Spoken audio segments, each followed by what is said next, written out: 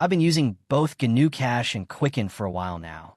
And in this video, I'm giving you my honest and unbiased review of which one actually manages money better in 2025.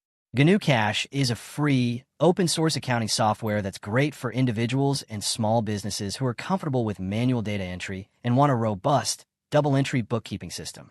It offers features like invoicing, budgeting, and investment tracking, and it's available on multiple platforms, including Windows, Mac OS, and Linux.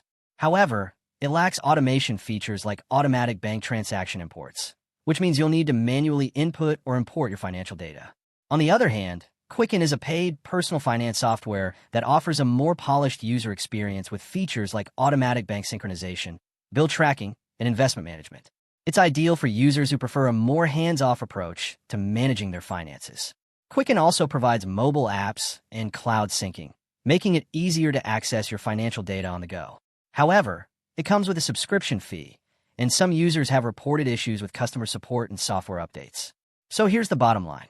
If you're looking for a free, comprehensive accounting tool and don't mind manual data entry, GnuCash is a solid choice.